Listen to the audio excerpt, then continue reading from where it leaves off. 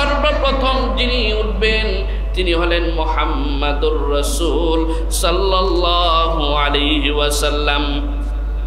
আল্লাহ তাআলা নবীজিকে সর্বপ্রথম কবর থেকে উঠাবেন। নবীজি হাসরের মাঠের দিকে রওনা হবেন।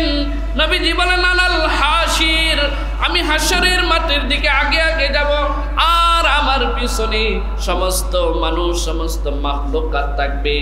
আদম আলাইহিস সালামকে আল্লাহ তাআলা সর্বপ্রথম মানব করে দুনিয়াতে পাঠিয়েছেন।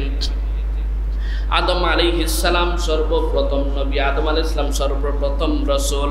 ইব্রাহিম আলাইহিস সালামকে আল্লাহ তাআলা মুসলমান মিল্লাতের জন্য পিতা হিসেবে ঘোষণা দিয়েছেন, নেতা হিসেবে ঘোষণা দিয়েছেন।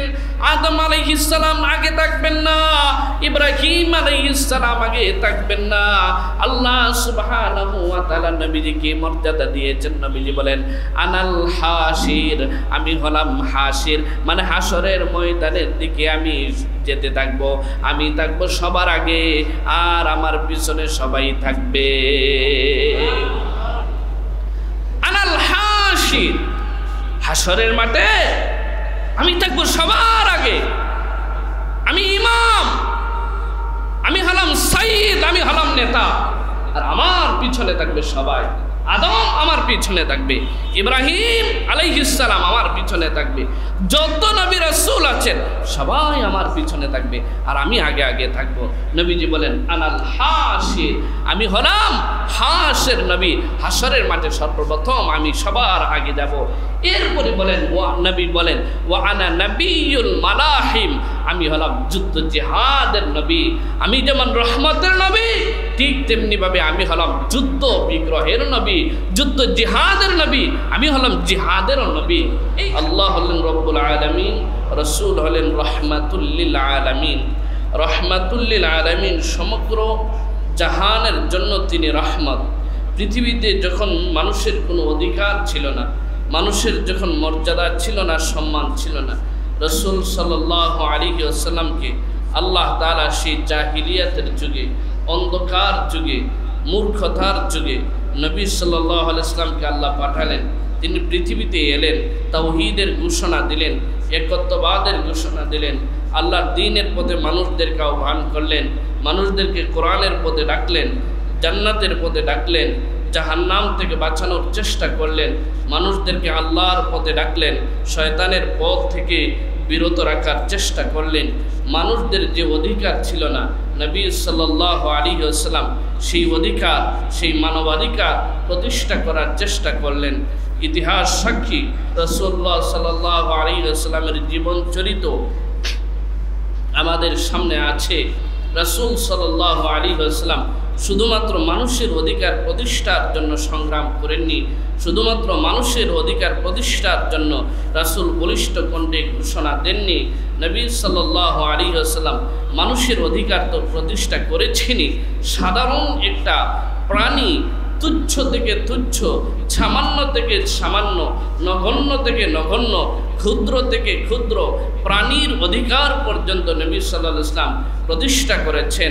শুধু তাই নয়, যে সৃষ্টিকুলের আলাদা প্রাণ নেই, যাদের আলাদা কোনো নড়াচড়ার ক্ষমতা নেই, সেই গাছ, বৃক্ষ, তরু, লতা, অন্যান্য সকল মখলুকের অধিকার পর্যন্ত নবী সাল্লাল্লাহু আলাইহি ওয়াসাল্লাম বলিষ্ঠ কণ্ঠে ঘোষণা করেছেন এবং বলেছেন মানুষের অধিকার তো ক্ষুণ্ণ করা যাবেই না, মানুষের অধিকার তো লঙ্ঘন করা যাবেই না, মানুষের অধিকার তো নষ্ট করা যাবেই না।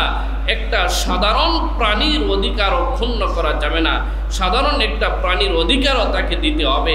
একটা গাছের পাতাও বিনা প্রয়োজনে কাটা যাবে না, বিনা প্রয়োজনে ছেঁড়া যাবে না, একটা গাছের অধিকারও লঙ্ঘন করা যাবে না। সুবহানাল্লাহ বলে। শুধু মানুষের অধিকার প্রতিষ্ঠা করেছেন না, শুধু এতটুকুইতে না, প্রাণীকুলের অধিকার কথা বললে অনেক লম্বা আলোচনা হবে, আমি বোঝানোর জন্য আপনাদেরকে বলছি। হাদিস শরীফে আছে, সুনান আবু দাউদ সহ অন্যান্য হাদিস শরীফে আছে, রাসূলুল্লাহ সাল্লাল্লাহু আলাইহি ওয়াসাল্লাম এক সফরে সাহাবায়ে কেরামকে নিয়ে বের হয়েছেন। রাসূলুল্লাহ সাল্লাল্লাহু আলাইহি ওয়াসাল্লামের মানবিক হাজত হলো, নবী ইস্তেঞ্জার জন্য একটু বাইরে গেলেন। ওইখান থেকে এসে দেখলেন সাহাবীরা দুইটা পাখির ছানা ধরে রাখছে, আর মা পাখিটা তার ছানাদের বিরহে সে আশেপাশে উড়াউড়ি করছে আর শুধু ডানা ঝাপটাচ্ছে, চিৎকার করছে। নবী সাল্লাল্লাহু আলাইহি ওয়াসাল্লাম জিজ্ঞাসা করলেন, এই পাখি ছানাগুলোকে কে ধরেছে এবং এই পাখিকে বিলাপ করতে কে কারণ হয়েছে? রাসূলুল্লাহ সাল্লাল্লাহু আলাইহি ওয়াসাল্লাম সাহাবীরা বললেন, আমরা ধরেছি। নবী সাল্লাল্লাহু আলাইহি ওয়াসাল্লাম বললেন, না, পাখির ছানার প্রতি পাখির যেমন মহব্বত, তোমার মায়েরও তো তোমার প্রতি তেমন মহব্বত ছিল, তোমার মা যেমন তোমার বিরহে কাতর ছিল, পাখিগুলো তার বাচ্চাদের, তার ছানাদের বিরহে কাতর। এই পাখির অধিকারও নষ্ট করা যাবে না, পাখির ছানাগুলোকে তোমরা ছেড়ে দাও। নবী সাল্লাল্লাহু আলাইহি ওয়াসাল্লাম এই হাদিসে এসেছে, ফারাআ কারিয়াতা নামলিন, নবী সাল্লাল্লাহু আলাইহি ওয়াসাল্লাম দেখলেন যে একটা পিপিলিকার গর্ত, একটা পিপিলিকার গর্ত, এখানে কিছু পিপিলিকা, কিছু পিঁপড়া পুরানো অবস্থায় ফেলানো। নবী সাল্লাল্লাহু আলাইহি ওয়াসাল্লাম জিজ্ঞাসা করলেন, মান হাররাকা হাদিহি, এই পিপিলিকার অঞ্চলটাকে, পিপিলিকার জায়গাটাকে কে পুড়িয়েছে? সাহাবায়ে কেরাম বললেন, নাহনু ইয়া রাসূলুল্লাহ, আমরা পুড়িয়েছি। নবী সাল্লাল্লাহু আলাইহি ওয়াসাল্লাম কি বললেন শুনেন। আল্লাহ নবী সাল্লাল্লাহু আলাইহি ওয়াসাল্লাম বললেন, ফাকালা ইন্নাহু লা ইয়ানবাগি লিআহাদিন আন ইউআযযিবা বিন-নারি ইল্লা রাব্বুন নার, জেনে রাখো যে আগুন দিয়ে শাস্তি দেওয়ার অধিকার শুধুমাত্র আগুনের রব আল্লাহর। আগুন দিয়ে শাস্তি দেওয়ার অধিকার পৃথিবীর আর কারো নাই। আল্লাহ সুবহানাহু ওয়া তাআলা ব্যতীত আগুন দিয়ে কেউ কাউকে শাস্তি দিতে পারে না। এই ছোট পিপিলিকাকেও যে তোমরা এই শাস্তি দিয়েছো, তাদের যে অধিকার ক্ষুণ্ণ করেছে, এটা তোমাদের জন্য ঠিক হয় নাই। রাহমাতুল লিল আলামিন, নবী সাল্লাল্লাহু আলাইহি ওয়াসাল্লাম রাহমাতুল লিল আলামিন, সমগ্র জাহানের জন্য তিনি রহমত। শুধু সাহাবীদের জন্য রহমত ছিলেন এতটুকু না, শুধু মানুষের জন্য রহমত ছিলেন না, তিনি সমগ্র জাহান, সমগ্র সৃষ্টিকুলের জন্য তিনি রহমত ছিলেন। যে বিষয়গুলোকে আমরা সামান্য মনে করি, সেই সামান্য বিষয়গুলোর প্রতিও নবী সাল্লাল্লাহু আলাইহি ওয়াসাল্লাম গুরুত্ব দিয়েছেন। স্মরণ হয়ে গেছে, আপনাদের সতর্কতার জন্য বলি। তাহলে এখান থেকে দুইটা বিষয় বুঝে রাখেন। এক নম্বর, অকারণে পাখির ছানা ধরা, পাখির বাচ্চা ধরা, পাখিদেরকে কষ্ট দেওয়া যাবে। দুই নম্বর, এই পিঁপড়া সামান্য ছোট একটা প্রাণী, এই ছোট একটা প্রাণীও যদি ক্ষতি না করে, আপনার যদি কোনো ক্ষতি না হয়, তা আপনি অযথাই এই পিঁপড়াগুলোকে মারতে যাবেন না। হ্যাঁ, আপনার যদি ক্ষতি হয়, আপনার যদি ক্ষতি হওয়ার আশঙ্কা থাকে, এক্ষেত্রে যতটুকু সম্ভব তাদের অধিকারের প্রতি খেয়াল রাখা। আর তৃতীয় হচ্ছে, কোনো অবস্থাতেই কাউকে, একটা সামান্য প্রাণীকেও আগুন দিয়ে পোড়ানো যাবে, আগুন দিয়ে পোড়ানোর অধিকার আল্লাহ তাআলা কাউকে দেন নাই। লা ইয়ানবাগি লিআহাদিন আন ইউআযযিবা বিন-নারি ইল্লা রাব্বুন নার, আগুনের মালিক ছাড়া কেউ আগুন দিয়ে পোড়ানোর, আগুন দিয়ে শাস্তি দেওয়ার অধিকার রাখে না। যে জিনিসটা বলছিলাম সেটা হচ্ছে, আল্লাহ রাসূল সাল্লাল্লাহু আলাইহি ওয়াসাল্লাম মানুষের অধিকার, অন্যান্য প্রাণীকুল জগতের অধিকারের ব্যাপারে কেমনে সতর্ক দেখেছে। দেখেন, হাদিস শরীফে এসেছে, রাসূল সাল্লাল্লাহু আলাইহি ওয়াসাল্লাম আমাদেরকে নিষেধ করেছেন যে আমরা প্রস্রাব পায়খানা করার সময় গর্তে যাতে প্রস্রাব না করে কেউ। ঠিক কিনা কথা? কেন গর্তে, যদি আপনি কোনো একটা গর্তে যদি প্রস্রাব করেন, তাহলে এখানে দুইটা ব্যাপার। একটা হচ্ছে, এটার ভিতরে যদি কোনো বিষাক্ত প্রাণী থাকে সেটা আপনাকে দংশন করবে। দুই নম্বর হচ্ছে, এই বিষাক্ত প্রাণীর যে বাসা আছে, ঘর আছে, বাসস্থান আছে, আপনি অযথাই সেখানে যে তাকে কষ্ট দিচ্ছেন। এজন্য নবী সাল্লাল্লাহু আলাইহি ওয়াসাল্লাম বলছেন যে প্রস্রাব পায়খানা করার সময় কোনো গর্তের মধ্যে প্রস্রাব করা যাবে না, নিজের সেফটির জন্য এবং আল্লাহর অন্য একটা মাখলুকের অধিকার রক্ষার জন্য। আরো একটা বিষয়, আমরা অনেক সময় খাবার পরে মাছের কাটা, হাড্ডি, এগুলা কি বলে, পানি দিয়ে ফেলে বিভিন্ন জায়গায় ফেলে দিই, নষ্ট করে ফেলে দিই। ঠিক না কথা? দেখেন, আমি যে খাবারটা উচ্ছিষ্ট হিসেবে ফেলে দিচ্ছি, যে মাছের কাঁটাটা ফেলে দিচ্ছি, যে গোশতের হাড্ডিটা আমি ফেলে দিচ্ছি, আমি সেটা ফেলে দিলেও আল্লাহ তাআলার অন্য আরেকটা মাখলুকের রিজিক আল্লাহ তাআলা এটাতে ব্যবস্থা করে রেখেছে। কথা ঠিক কি না? এই যে বিড়াল আছে, হাদিস শরীফে আসছে, এই যে হাড্ডিগুলো, এই হাড্ডিগুলোতে আল্লাহ তাআলা জিন জাতিদের খাবার রাখছেন, জিন জাতিদের খাদ্য রাখছেন। আপনি এটাকে পানি দিয়ে নষ্ট করে ফেলে দিচ্ছেন, অথবা এই যে মাছের কাঁটাগুলোকে নষ্ট করে পানি দিয়ে ফেলে দিচ্ছেন, তার মানে আল্লাহর আরেকটা মাখলুকের রিজিককে আপনি নষ্ট করছেন। এজন্য উলামায়ে কেরাম বলেন যে মাছের কাঁটাগুলোকে অযথাই পানিতে ফেলে দিয়ে নষ্ট করবেন না, কারণ আল্লাহ তাআলার অন্য মাখলুকের রিজিক আল্লাহ তাআলা এখানে রেখেছেন। হাড্ডিগুলোতে পানি দিয়ে নষ্ট করে ফেলবেন না, কারণ আল্লাহ তাআলা এখানেও অন্য আরেকটা মাখলুকের রিজিকের ব্যবস্থা রাখছেন। মুসলমান ভাইরা আমার, আল্লাহ সুবহানাহু ওয়া তাআলা কোরআনে কারীমে রাসূলুল্লাহ সাল্লাল্লাহু আলাইহি ওয়াসাল্লামের যে পরিচয়গুলো উল্লেখ করেছেন, এর মধ্যে চতুর্থ পরিচয় বলেছিলাম, আল্লাহ তাআলা নবীজিকে বলেন, ওয়া মা আরসালনাকা ইল্লা রাহমাতাল লিল আলামিন। আল্লাহ তাআলা তার হাবিবকে বলেন, হে রাসূল, আমি আপনাকে সমস্ত জাহানের জন্য, সমস্ত মাখলুকাতের জন্য রহমত করে পাঠিয়েছি। নবী সাল্লাল্লাহু আলাইহি ওয়াসাল্লাম সমগ্র জাহানের জন্য, গোটা মানব জাতির জন্য, গোটা সৃষ্টিকুলের জন্য রহমত ছিলেন। সেই রহমতের ধারাবাহিকতা কি, সেটা লম্বা আলোচনা, শুধু আপনাদেরকে তাজ দিলাম। নবী সাল্লাল্লাহু আলাইহি ওয়াসাল্লাম হাদিস শরীফে এসেছে, শামাইলে তিরমিজির হাদিস, আল্লাহর নবী সাল্লাল্লাহু আলাইহি ওয়াসাল্লাম নিজের পরিচয় দেন। নবীজি বলেন, আনা মুহাম্মদ, আমি হলাম মুহাম্মদ, আনা আহমদ, আমি হলাম আহমদ, আনা নবিয়ুর রাহমা, আল্লাহ তাআলা আমাকে রহমতের নবী করে পাঠিয়েছেন, আমি রহমতের নবী। ওয়া নবিয়ুত তাওবা, আমি তাওবার নবী। ওয়া আনাল মুকাফফি, আমি হলাম সর্বশেষ আগমনকারী নবী, আমার পরে আর কোনো নবী আসবে না। ওয়া আনাল হাশির, আমি হলাম হাশির। হাশির মানে কি?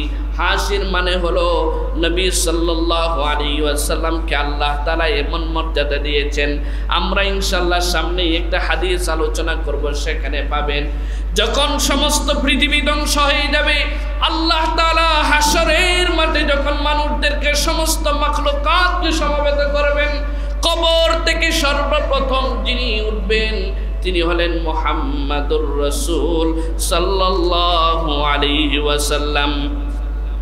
আল্লাহ তাআলা নবীজিকে সর্বপ্রথম কবর থেকে উঠাবেন, নবীজি হাশরের মাঠের দিকে রওনা হবেন। নবীজি বলেন, আনাল হাশির, আমি হাশরের মাঠের দিকে আগে আগে যাব, আর আমার পিছনে সমস্ত মানুষ, সমস্ত মাখলুকাত থাকবে। আদম আলাইহিস সালামকে আল্লাহ তাআলা সর্বপ্রথম মানব করে দুনিয়াতে পাঠিয়েছেন। আদম আলাইহিস সালাম সর্বপ্রথম নবী, আদম আলাইহিস সালাম সর্বপ্রথম রাসূল। ইব্রাহিম আলাইহিস সালামকে আল্লাহ তাআলা মুসলমান মিল্লাতের জন্য পিতা হিসেবে ঘোষণা দিয়েছেন, নেতা হিসেবে ঘোষণা দিয়েছেন। আদম আলাইহিস সালাম আগে থাকবেন না, ইব্রাহিম আলাইহিস সালাম আগে থাকবেন না। আল্লাহ সুবহানাহু ওয়া তাআলা নবীজিকে মর্যাদা দিয়েছেন। নবীজি বলেন, আনাল হাশির, আমি হলাম হাশির, মানে হাশরের ময়দানের দিকে আমি যেতে থাকবো, আমি থাকবো সবার আগে, আর আমার পিছনে সবাই থাকবে। আনাল হাশির, হাশরের মাঠে আমি থাকবো সবার আগে, আমি ইমাম, আমি হলাম সাইয়্যিদ, আমি হলাম নেতা, আর আমার পিছনে থাকবে সবাই। আদম আমার পিছনে থাকবে, ইব্রাহিম আলাইহিস সালাম আমার পিছনে থাকবে, যত নবী রাসূল আছেন সবাই আমার পিছনে থাকবে, আর আমি আগে আগে থাকবো। নবীজি বলেন, আনাল হাশির, আমি হলাম হাশির নবী, হাশরের মাঠে সর্বপ্রথম আমি সবার আগে যাব। এরপরে বলেন, নবী বলেন, ওয়া আনা নবিয়ুল মালাহিম, আমি হলাম যুদ্ধ জিহাদের নবী।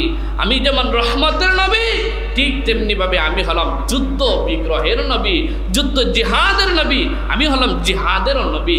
এইখানে একটা বিষয় বোঝানোর জন্য আপনাদেরকে এই পয়েন্টটা এনেছি, সেটা হচ্ছে আল্লাহ তাআলা বলছেন ওমা রাসূলনাকা ইল্লা রাহমাতাল লিল আলামিন, রাসূল আপনাকে আমি রাহমাতুল লিল আলামিন করে পাঠিয়েছি।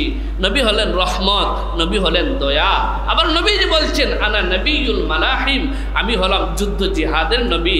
বলেন যুদ্ধ জিহাদের মধ্যে আপনার কি বলেন রক্তপাত, মারামারি, কাটাকাটি আছে না নাই? তাহলে নবীজি বলছেন যে আনা নবিয়ুল মালাহিম, আমি যুদ্ধ জিহাদের নবী। তাহলে এখানে তো নবী রহমত হলেন না। স্বাভাবিক দৃষ্টিকোণ থেকে যে প্রশ্ন আসে, যুদ্ধের মধ্যে জিহাদের মধ্যে রক্তপাত আছে, মারামারি আছে, কাটাকাটি আছে, হত্যা আছে, তো নবী সাল্লাল্লাহু আলাইহি ওয়াসাল্লাম যদি রহমতই হয়ে থাকেন তাহলে তিনি যুদ্ধ করবেন কেন, তিনি জিহাদ করবেন কেন?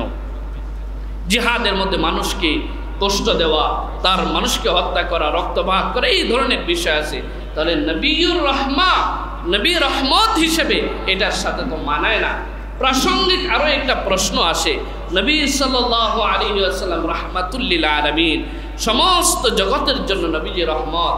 আবার নবী সাল্লাল্লাহু আলাইহি ওয়াসাল্লাম কোন অবস্থায়, বিশেষ 2-3টা অবস্থায় পুরো জীবনে নবী সাল্লাল্লাহু আলাইহি ওয়াসাল্লাম কারো বিরুদ্ধে বদদোয়া করেছেন। তাহলে নবী সাল্লাল্লাহু আলাইহি ওয়াসাল্লাম যদি রহমতের নবী হয়ে থাকেন তাহলে তিনি যুদ্ধ করেছেন, আবার তিনি বদদোয়া করেছেন, এটা তো রহমতের সাথে যায় না, এটা তো রহমতের সাথে মিলে না। এই প্রশ্নের সংক্ষিপ্ত উত্তর বোঝার জন্য আমি আপনাদেরকে বলছি, আল্লাহ সুবহানাহু ওয়া তাআলা নবী সাল্লাল্লাহু আলাইহি ওয়াসাল্লামকে নবুয়ত দিয়ে পাঠিয়েছেন পৃথিবীতে। নবুয়তের 2টা দিক। কয়টা দিক? নবুয়তের, নবী সাল্লাল্লাহু আলাইহি ওয়াসাল্লাম নবুয়তের জীবনের 2টা দিক। একটা দিক হচ্ছে দাওয়াতি দিক, একটা দিক কি দাওয়াতি দিক, আরেকটা হচ্ছে সিয়াসত। একটা হচ্ছে দাওয়াত, আরেকটা হচ্ছে সিয়াসত। একটা হচ্ছে দ্বীনের প্রচার এবং প্রসার, আরেকটা হচ্ছে দ্বীনের বিজয়। একটা হচ্ছে দ্বীনের প্রচার, আরেকটা হচ্ছে দ্বীন প্রতিষ্ঠা। একটা দ্বীনের প্রচার, আরেকটা কি বলেন, বুঝতে হবে আপনাদেরকে এই কথাগুলো। একটা হচ্ছে দ্বীনের দাওয়াত, দ্বীন প্রচার, আরেকটা হচ্ছে কি দ্বীন প্রতিষ্ঠা। আল্লাহ সুবহানাহু ওয়া তাআলা নবী সাল্লাল্লাহু আলাইহি ওয়াসাল্লামকে শুধু দ্বীনের দাওয়াতের দায়িত্ব দিয়ে পাঠান নাই, বরঞ্চ দ্বীন প্রতিষ্ঠার দাওয়াত দেওয়ার জন্য, দ্বীন প্রতিষ্ঠার দায়িত্ব দিয়েও আল্লাহ তাআলা তার নবীকে পাঠিয়েছেন। তাহলে দ্বীন ইসলাম শুধু দাওয়াতের মধ্যে সীমাবদ্ধ নয়। দ্বীন ইসলাম দাওয়াত যেমন দিতে হবে, ঠিক তেমনিভাবে দাওয়াতেরও এটাও একটা পদ্ধতি বা এটাও একটা দিক, যে দ্বীন প্রতিষ্ঠার জন্য, আল্লাহর দ্বীন জমিনে প্রতিষ্ঠার জন্য, আল্লাহর দ্বীন জমিনে প্রতিষ্ঠার জন্য আপনাকে সর্বাত্মক চেষ্টা করতে হবে। এটাও নবী সাল্লাল্লাহু আলাইহি ওয়াসাল্লামের নবুয়তের একটা মিশন। দাওয়াতের মেজাজ হলো নরম। আল্লাহ সুবহানাহু ওয়া তাআলা কোরআনে কারীমে বলছেন উদউ ইলা সাবিলি রাব্বিকা বিল হিকমাতি ওয়াল মাউইযাতিল হাসানা। হে রাসূল, আপনি মানুষদেরকে ডাকুন বিল হিকমাতি, হিকমা প্রজ্ঞার সাথে, ওয়া মাউইযাতিল হাসানা, এবং উত্তম উপদেশ দিয়ে নরমভাবে মানুষদেরকে আল্লাহর পথে ডাকুন। আবার দেখেন আল্লাহ তাআলা কোরআনে কারীমে 2-3 জায়গায় বলেছেন ইয়া আইয়ুহান নাবিয়্যু, হে নবী, জাহিদিল কুফারা ওয়াল মুনাফিকিনা ওয়াগলুয আলাইহিম। আল্লাহ নবীকে বলছেন ইয়া আইয়ুহান নবী, হে রাসূল, জাহিদিল কুফারা ওয়াল মুনাফিকিন, আপনি কুফার এবং মুনাফিকদের সাথে যুদ্ধ করুন, জিহাদ করুন। ওয়াগলুয আলাইহিম, এবং তাদের ব্যাপারে কঠোরতা করুন। কাফের এবং মুনাফিকদের ব্যাপারে নবী সাল্লাল্লাহু আলাইহি ওয়াসাল্লামকে আল্লাহ তাআলা বলছেন ওয়াগলুয আলাইহিম, তাদের ব্যাপারে কঠোরতা করুন। তাহলে নবুয়তের 2টা দিক, নবী সাল্লাল্লাহু আলাইহি ওয়াসাল্লামের নবুয়তের 2টা মিশন। একটা মিশন হচ্ছে দাওয়াতি মিশন, আর এই দাওয়াতি মিশনের মেজাজ হচ্ছে নরম, কোমল, দয়া, সহনশীলতা, মানুষকে যত বেশি আপন করা যায়। এই জন্যই দেখবেন তাবলীগের ভাইয়েরা তাদেরকে কষ্ট দিলেও কিছু বলে না, গালি দিলেও কিছু বলে না, পিঠটা হাতায়া কষ্ট দিলেও কিছু বলে না। এটা হচ্ছে দাওয়াতের আপনার মেজাজ। এটা হচ্ছে দাওয়াতের পদ্ধতি, যে আপনি দাওয়াত দিবেন নরম সুরে, দাওয়াত দিবেন কোমলভাবে, দাওয়াত দিবেন রহমের সাথে, দাওয়াত দিবেন সহনশীলতার সাথে।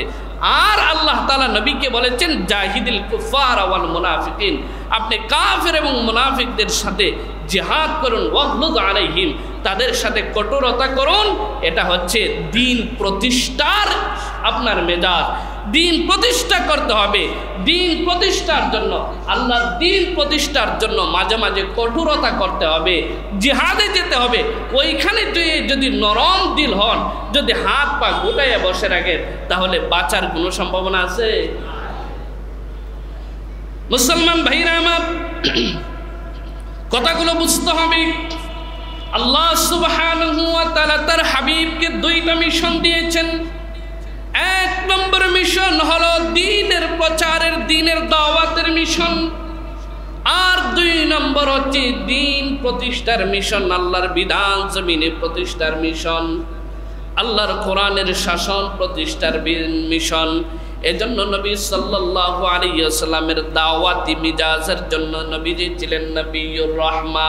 আল্লাহ তাআলা বলছেন রাহমাতুল লিল আলামিন। আর আল্লাহ তাআলা নবীজিকে দ্বীন প্রতিষ্ঠার জন্য দুনিয়াতে পাঠিয়েছেন। নবী সাল্লাল্লাহু আলাইহি ওয়াসাল্লামকে আল্লাহ তাআলা সমাজ বিপ্লবের জন্য দুনিয়াতে পাঠিয়েছেন। নবী সাল্লাল্লাহু আলাইহি ওয়াসাল্লামের সমাজ বিপ্লব ঘটিয়ে দেখিয়েছেন। নবী সাল্লাল্লাহু আলাইহি ওয়াসাল্লাম রাষ্ট্র পরিচালনা করে দেখিয়েছেন। নবীদের বিপ্লবী জীবন, নবীদের সিয়াসতি জীবন, নবীদের রাজনৈতিক জীবন এবং দ্বীন প্রতিষ্ঠার সংগ্রামের জীবন ছিল। আল্লাহ তাআলা বলেছেন নবিয়ুল মালাহিম, যুদ্ধ জিহাদের নবী। এজন্যই আল্লাহ তাআলা কোরআনে কারীমে বলেছেন ইয়া আইয়ুহান নাবিয়্যু জাহিদিল কুফফারা ওয়াল মুনাফিকিনা ওয়াগলুয আলাইহিম। নবী সাল্লাল্লাহু আলাইহি ওয়াসাল্লাম দাওয়াতি মেজাজে ছিলেন রাহমাতুল লিল আলামিন, আর দ্বীন প্রতিষ্ঠার মেজাজে ছিলেন নবিয়ুল মালাহিম। সুতরাং এটার মধ্যে কোনো আপনার বিরোধ নাই, এটার মধ্যে কোনো বিরোধ নাই যে আপনি মনে করবেন নবীজি তো ছিলেন রাহমাতুল লিল আলামিন, সুতরাং আপনারা কেন দ্বীন আন্দোলনের জন্য, দ্বীন প্রতিষ্ঠার জন্য অথবা আল্লাহর কোরআন বিরোধী কোনো যখন আইন করা হয়, কোনো উদ্যোগ যখন মুসলিম দেশে নেওয়া হয়, আপনারা কেন বিরোধিতা করেন, কেন আন্দোলন করেন? এইটা হচ্ছে আপনার কম বুঝার কারণে, রাসূলুল্লাহ সাল্লাল্লাহু আলাইহি ওয়াসাল্লামের জীবন সম্পর্কে সম্যক ধারণা না থাকার কারণে নবী সাল্লাল্লাহু আলাইহি ওয়াসাল্লাম দ্বীনের প্রচার প্রসার করেছেন, দ্বীনের তাবলীগ করেছেন। মক্কি জীবনে শুধু মায়ের খেয়েছেন, রক্তাক্ত হয়েছেন, কাউকে পাল্টা আঘাত করেন নাই, কোনো কিছু করেন নাই। আর মাদানী জীবন ছিল দ্বীন প্রতিষ্ঠার জীবন, মাদানী জিন্দেগি ছিল আল্লাহর দ্বীন প্রতিষ্ঠার জিন্দেগি, আল্লাহর দ্বীন প্রতিষ্ঠার সংগ্রামের সময়। এজন্য নবী সাল্লাল্লাহু আলাইহি ওয়াসাল্লাম শুধু মায়ের খেয়েছেন এতটুকুতে সীমাবদ্ধ থাকেন নাই। কেউ যদি মদিনায় আক্রমণের চেষ্টা করেছে, নবী সাল্লাল্লাহু আলাইহি ওয়াসাল্লাম সমস্ত সাহাবীদেরকে কাতারবদ্ধ করে জিহাদের জন্য দাঁড়িয়ে গেছেন। যখনই বুঝেছেন যে ইসলামের উপর আক্রমণ হবে, নবীর উপর আক্রমণ হবে, ইসলামের উপর কোনো দিক থেকে আক্রমণের চেষ্টা চলছে, তখন নবী সাল্লাল্লাহু আলাইহি ওয়াসাল্লাম সাহাবায়ে কেরামকে নিয়ে সীসা ডালা প্রাচীরের মতো দাঁড়িয়েছেন। শুধু এতটুকুই না, নবী সাল্লাল্লাহু আলাইহি ওয়াসাল্লাম চেয়েছেন পুরা বিশ্বব্যাপী আল্লাহর দ্বীন প্রতিষ্ঠা হয়ে যাক। এজন্য নবী সাল্লাল্লাহু আলাইহি ওয়াসাল্লাম জিহাদের জন্য বিভিন্ন কাফেলা পাঠিয়েছেন এবং নবীজি নিজে স্বয়ং অংশগ্রহণ করেছেন। এজন্য নবী সাল্লাল্লাহু আলাইহি ওয়াসাল্লাম হচ্ছেন নবিয়ুর রাহমা, রাহমাতুল লিল আলামিন। আবার নবী সাল্লাল্লাহু আলাইহি ওয়াসাল্লাম হলেন নবিয়ুল মালাহিম, জিহাদের নবী, যুদ্ধ জিহাদের নবী। দুটোটার মধ্যে কোনো বিরোধ নাই। নবী সাল্লাল্লাহু আলাইহি ওয়াসাল্লাম দ্বীনের দাওয়াত আমাদেরকে দিতে হবে, দাওয়াতি মেজাজও রাখতে হবে, আবার দ্বীন প্রতিষ্ঠার মেজাজও রাখতে হবে। মুসলমান ভাইরা, এবার যে পরিচয়টা আপনাদের সামনে কোরআন থেকে তুলে ধরব, আল্লাহ সুবহানাহু ওয়া তাআলা তার হাবিবের যে পরিচয় কোরআনে কারীমে আমাদেরকে দিয়েছেন, সেটা খুব সতর্কতার সাথে আপনাদেরকে শুনতে হবে। এর কারণ হচ্ছে আমাদের দেশে যে সমস্ত বিষয় নিয়ে একটু আপনার ঝামেলা আছে, মুসলিম উম্মার মাঝে, মুসলমানদের মাঝে আপনার কি বলে বিরোধ আছে, এই বিরোধগুলোর এবং পাল্টাপাল্টি কথা আছে, এগুলার একটা হচ্ছে এই বিষয়টা। এটা কি নিরপেক্ষ দৃষ্টিতে দলিল নির্ভরভাবে সংক্ষিপ্তভাবে আপনাদের সামনে তুলে ধরার চেষ্টা করব। আপনারাও ইনশাল্লাহ আশা করি নিরপেক্ষ দৃষ্টিতে শুনবেন। সেটা হচ্ছে আল্লাহ সুবহানাহু ওয়া তাআলা যে পরিচয় কোরআনে কারীমে দিয়েছেন, সেটার পঞ্চম আমরা আলোচনা করব। আল্লাহ তাআলা তার হাবিবকে বলেছেন, আল্লাহ নবী আল্লাহ তাআলা বলেন, কুল হে রাসূল আপনি বলুন, ইন্নামা আনা বাশার, নিশ্চয় আমি হলাম বাশার। আমি কি বলেন? আমি কি বাশার। কুল ইন্নামা আনা বাশার, হে রাসূল বলুন আমি বাশার, মিসলুকুম তোমাদের মতো। তবে তোমাদের মতো মানুষ, তোমাদের মতো বাশার, এতটুকুতেই সীমাবদ্ধ থাকলে হবে না।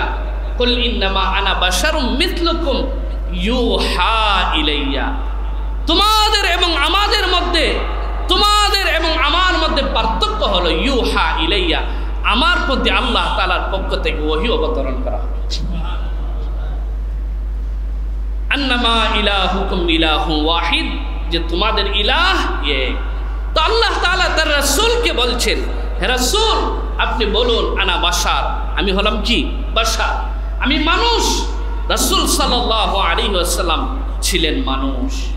এখন এইটা নিয়ে আমাদের দেশে ওই যে আগেই বলেছি বিভিন্ন কথা। একদল মনে রাসূল সাল্লাল্লাহু আলাইহি ওয়াসাল্লাম মানুষ ছিলেন, আরেক দল বলে রাসূল সাল্লাল্লাহু আলাইহি ওয়াসাল্লাম মানুষ ছিলেন না, তিনি নূরের তৈরি ছিলেন।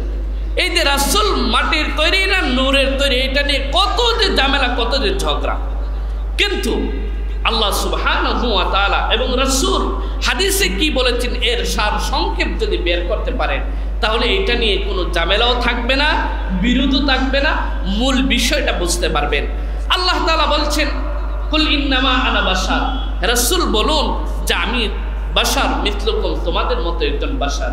বাশার মানে হচ্ছে মানুষ, আমি তোমাদের মতো একজন মানুষ। তোমাদের মতো মানুষ মানে তোমাদের যেমন হাত আছে আমারও হাত আছে, তোমাদের যেমন পা আছে আমারও পা আছে, তোমাদের যেমন মাথা আছে আমারও মাথা আছে, তোমাদের যেমন ঘুম লাগে আমারও ঘুম লাগে, তোমাদের যেমন শরীরে ক্লান্তি আসে আমারও শরীরে ক্লান্তি আসে, তোমাদের শরীরে যেমন রক্ত আছে আমার শরীরে রক্ত আছে। কথা ঠিক কি না? রাসূলের কি এমন যে শরীরে রাসূলের রক্ত ছিল না? ছিল। রাসূলুল্লাহ সাল্লাল্লাহু আলাইহি ওয়াসাল্লাম কি এমন যে সারা জীবন রাসূল ঘুমান নাই? রাসূলের ঘুম ছিল, রাসূল ঘুমিয়েছেন। রাসূলের শরীরে ক্লান্তি, হ্যাঁ রাসূলের ক্লান্তি ছিল। রাসূলুল্লাহ সাল্লাল্লাহু আলাইহি ওয়াসাল্লাম, আমরা যেমন মা বাবার ঔরসে জন্মগ্রহণ করেছি, রাসূল সাল্লাল্লাহু আলাইহি ওয়াসাল্লাম মা বাবার ঔরসে জন্মগ্রহণ করেছেন। রাসূল সাল্লাল্লাহু আলাইহি ওয়াসাল্লামেরও মা বাবা ছিল, রাসূল সাল্লাল্লাহু আলাইহি ওয়াসাল্লামেরও সন্তানাদি ছিল, তারও খাবারের প্রয়োজন ছিল, ঘুমের প্রয়োজন ছিল। তিনিও বিবাহ শাদী করেছেন, মানুষকেই বিবাহ শাদী করেছেন, খাদিজাকেই বিবাহ শাদী করেছেন, আয়েশাকেই বিবাহ করেছেন, সফিয়াকেই বিবাহ করেছেন, উম্মে হাবিবাকেই বিবাহ করেছেন, উম্মে সালামাকেই বিবাহ করেছেন, জায়নাব বিনতে জাহাজকেই বিবাহ করেছেন। তারা ছিলেন মানুষ না অন্য কিছু? রাসূল সাল্লাল্লাহু আলাইহি ওয়াসাল্লামকে আল্লাহ তাআলা বলছেন, কুল ইন্নামা আনা বাশার, হে রাসূল আপনি বলুন আমি তোমাদের মতো মানুষ। মানে তোমাদের যেমন হাত পা আছে, তোমাদের যেমন রক্তে মাংসের মানুষ, আমিও রক্তে মাংসের মানুষ। তোমাদের যেমন মানবিক চাহিদা আছে, আমারও মানবিক চাহিদা আছে। তোমাদের যেমন মানবিক বৈশিষ্ট্য আছে, আমারও মানবিক বৈশিষ্ট্য আছে। তোমাদের যেমন মানবিক ক্রিয়া প্রতিক্রিয়া আছে, আমারও মানবিক ক্রিয়া প্রতিক্রিয়া আছে। তবে তোমাদের এবং আমার মধ্যে পার্থক্য হলো, তোমরা নিয়ন্ত্রিত হও তোমাদের নফস দ্বারা, তোমরা প্রতিক্রিয়াশীল হও শয়তান দ্বারা। কিন্তু আমি, আল্লাহ তাআলা আমাকে এমন বৈশিষ্ট্য দিয়েছেন, আমি আমার নফস দ্বারা নিয়ন্ত্রিত হই না, আমি আমার আল্লাহ দ্বারা নিয়ন্ত্রিত। সুবহানাল্লাহ। ব্যবধান বুঝতে পারছেন? তোমরা নিয়ন্ত্রিত হও তোমাদের নফস দ্বারা, তোমাদের খাহিসাত দ্বারা, আর আমি নিয়ন্ত্রিত হই আমার আল্লাহ দ্বারা। তোমাদের প্রতিক্রিয়া আসে শয়তানের কারণে, অথবা তোমাদের মানবিক রাগ বিরাগের কারণে। আর আমার নিজস্ব কোনো প্রতিক্রিয়া নাই। আমার প্রতিক্রিয়া হলো ওয়া ইয়ানতিকু আনিল হাওয়া ইন হুয়া ইল্লা ওয়াহয়ু ইউহা। আমার প্রতিক্রিয়া হলো আল্লাহ আমার প্রতি যা ওহী নাযিল করেন সেটাই আমার প্রতিক্রিয়া হয়, এর ছাড়া আমার আর কোনো প্রতিক্রিয়া নাই। এজন্যই নবী সাল্লাল্লাহু আলাইহি ওয়াসাল্লাম হাদিস শরীফে বলেছেন, আনা সাইয়্যিদু বুলদি আদম ইয়াউমাল কিয়ামা। আল্লাহ নবী বলেন, আমি হলাম আদম সন্তানদের শ্রেষ্ঠতম, আমি হলাম আদম সন্তানদের নেতা। কিয়ামতের দিনে আমি আদম সন্তানদের নেতা হব। ওয়া আউয়ালু মাই ইয়ানশাক্কুল কবরা, আর আমি হলাম সর্বপ্রথম আদমের সন্তান যে কবর থেকে হাসরের ময়দানের জন্য উঠবে। সুবহানাল্লাহ। তাহলে নবীজি বলেছেন, আনা সাইয়্যিদু বুলদি আদম, আমি হলাম আদমের সন্তান। কিসের সন্তান? কার সন্তান? আদমের সন্তান। সহিহ বুখারী মুসলিমের হাদিসে এসেছে, নবী সাল্লাল্লাহু আলাইহি ওয়াসাল্লাম বলেন, খুলিকাতিল মালাইকাতু মিন নূর, আল্লাহ তাআলা ফেরেশতাদেরকে সৃষ্টি করেছেন নূর থেকে। ফেরেশতাদেরকে আল্লাহ তাআলা নূর থেকে সৃষ্টি করেছেন। ওয়া খুলিকাল জান্নু মিন মারিজিম মিন নার, এবং জিন জাতিকে আল্লাহ তাআলা সৃষ্টি করেছেন আগুনের শিখা থেকে, অগ্নি শিখা থেকে। ওয়া খুলিকা আদমু মিম্মা উসিফা লাকুম, আর আদমকে আল্লাহ তাআলা সৃষ্টি করেছেন যে বিষয়ের বর্ণনা আল্লাহ তাআলা কোরআনে কারীমে দিয়েছেন, মানে খলাকাল ইনসানা মিন তিন, আল্লাহ তাআলা মাটি থেকে মানুষকে, আল্লাহ আদমকে সৃষ্টি করেছেন। আল্লাহ তাআলা বাশারকে, তার মৌলিকত্ব ছিল মাটির মধ্যে। এজন্য নবী সাল্লাল্লাহু আলাইহি ওয়াসাল্লাম খিলকাতান জাতান, সত্তাগতভাবে নবী সাল্লাল্লাহু আলাইহি ওয়াসাল্লাম ছিলেন বাশার, মানুষ, আদমের সন্তান। নবী সাল্লাল্লাহু আলাইহি ওয়াসাল্লামের মানবিক চাহিদা ছিল। তবে আর এর জন্যই দেখেন, কথা বলে অনেক বলা যাবে। আল্লাহ সুবহানাহু ওয়া তাআলা কোরআনে কারীমে বলেছেন, হুয়াল্লাযী বাআসা ফিল উম্মিয়িনা রাসূলাম মিনহুম ইয়াতলু আলাইহিম আয়াতিহি ওয়া ইউযাক্কিহিম। আল্লাহ বলেন, আল্লাহ হচ্ছেন সেই সত্তা যিনি বাআসা ফিল উম্মিয়িনা, উম্মীদের মধ্যে একজন রাসূল পাঠিয়েছেন, মিনহুম, তাদেরই মধ্য থেকে একজন। হযরত ইব্রাহিম আলাইহিস সালামের দোয়া আল্লাহ তাআলা কোরআনে কারীমে বলেছেন, রব্বানা ওয়া বা'আস ফীহিম রাসূলাম মিনহুম ইয়াতলু আলাইহিম আয়াতিহি। আল্লাহ তাআলা ইব্রাহিম আলাইহিস সালামের দোয়া বর্ণনা করেছেন, রব্বানা ওয়া বা'আস ফীহিম, হে আল্লাহ তাদের মধ্যে একজন রাসূল পাঠান, মিনহুম, তাদেরই মধ্য থেকে একজন রাসূল। তাহলে বলেন, আল্লাহ তাআলা রাসূলকে মানব জাতিরই একটা অংশ বানিয়েছেন। রাসূলকে আল্লাহ তাআলা বনি আদমের সন্তান বানিয়েছেন। আর এই জন্যই রাসূলের মানবিক চাহিদা ছিল। রাসূল খাইতেন, রাসূল বাজারে যাইতেন, রাসূলের প্রস্রাব পায়খানা করতে হতো। এজন্যই কাফের আশ্চর্য হতো। কোরআনে কারীমে আল্লাহ তাআলা উল্লেখ করেছেন, তারা বলে, মা লিহাদার রাসূল ইয়াকুলু তাআম ওয়া ইয়ামশি ফিল আসওয়াক, আরে এই উনি আবার কেমনে রাসূল হয়, মুহাম্মদ আবার কেমনে রাসূল হয়? সে তো আমাদের মতোই খাবার দাবার খায়, আমাদের মতোই বাজারে হাট করে, আমাদের মতোই ঘুমায়, সে আবার রাসূল হয় কিভাবে? অথচ আল্লাহ সুবহানাহু ওয়া তাআলা তোমাদেরই মধ্য থেকে একজন রাসূল বানিয়েছেন। তবে তার বৈশিষ্ট্য তোমাদের মতো নয়, তার সত্তাগত দিক তোমাদের মতো, কিন্তু তার কোয়ালিটি তোমাদের মতো নয়। আল্লাহ তাআলা বলেছেন, কুল ইন্নামা আনা বাশার, হে রাসূল আমি হলাম বাশার, ইউহা ইলাইয়া, আমার প্রতি ওহী অবতীর্ণ করা হয়। কি ওহী? তো আমার প্রতি কোরআনে কারীমকে ওহী অবতীর্ণ করা হয়। আল্লাহ তাআলা আমার ভিতরে নবুয়তের নূর দিয়েছেন। এজন্যই কোরআনে কারীমে আল্লাহ সুবহানাহু ওয়া তাআলা বলেছেন, লাকাদ জাআকুম মিনাল্লাহি নূরুন ওয়া কিতাবুম মুবিন। আমাদের ভাইয়েরা যারা এই দ্বারা বলেন যে রাসূলুল্লাহ সাল্লাল্লাহু আলাইহি ওয়াসাল্লাম নূরের তৈরি ছিলেন, এই আয়াত থেকেই এদের প্রধানতম দলিল। আল্লাহ তাআলা বলেন, লাকাদ জাআকুম, তোমাদের কাছে এসেছে, নূরুন, আল্লাহ তাআলা বলেন যে লাকাদ জাআকুম মিনাল্লাহ, আল্লাহর পক্ষ থেকে তোমাদের কাছে এসেছে নূর, নূর এসেছে, ওয়া কিতাবুম মুবিন, এবং সুস্পষ্ট কিতাব এসেছে। এরা বলে যে আল্লাহ তাআলা এখানে বলেছেন নূর, যে আল্লাহ তাআলা নূর পাঠিয়েছেন, মানেন মুহাম্মদ সাল্লাল্লাহু আলাইহি সাল্লামকে পাঠিয়েছেন। এই জন্য মুহাম্মদ সাল্লাল্লাহু আলাইহি সাল্লাম হলেন নূরের তৈরি। না প্রিয় ভাইয়েরা, এতটুকু আল্লাহ তাআলা রাসূলকে নূর বলার দ্বারা রাসূল অস্তিত্ব, রাসূলের সত্তাগতভাবে রাসূল নূরের তৈরি এটা বলার কোনো অবকাশ নেই। কারণ কোরআনে কারিমে আল্লাহ তাআলা নিজেই বলেছেন আল্লাহু নূরুস সামাওয়াতি ওয়াল আরদ, আল্লাহ হলেন আসমান, নবমণ্ডল, ভূমণ্ডলের মন। এর মানে কি এই যে আল্লাহ সুবহানাহু ওয়া তাআলা নূরের তৈরি? নাউযুবিল্লাহ। কোরআনে কারীমকে আল্লাহ তাআলা বলেছেন, কোরআনে কারীম হলো আল্লাহ তাআলার পক্ষ থেকে নূর। তাহলে সমাধান কি? সমাধান হলো রাসূলুল্লাহ সাল্লাল্লাহু আলাইহি ওয়াসাল্লাম আল্লাহ তাআলা বাশার করে মানুষ হিসেবে দুনিয়াতে পাঠিয়েছেন।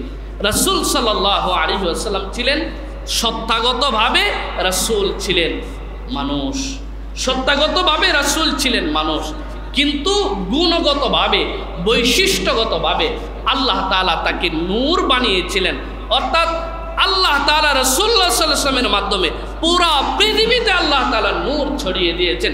এজন্য ইউসুফ লুধিয়ানবী রাহমাতুল্লাহি আলাইহি এখানে খুব সুন্দর একটা কথা বলেছেন যে আল্লাহ সুবহানাহু ওয়া তাআলা রাসূল সাল্লাল্লাহু আলাইহি ওয়াসাল্লামকে মানুষ হিসেবে পাঠিয়েছেন। রাসূল সত্তাগতভাবে মানুষ, কিন্তু রাসূল সাল্লাল্লাহু আলাইহি ওয়াসাল্লাম হলেন মিনারায়ে নূর, মানে নূরের উৎস। রাসূলুল্লাহ সাল্লাল্লাহু আলাইহি ওয়াসাল্লাম জাতান হচ্ছেন বাশার আর ওয়াসফান হচ্ছে নূর।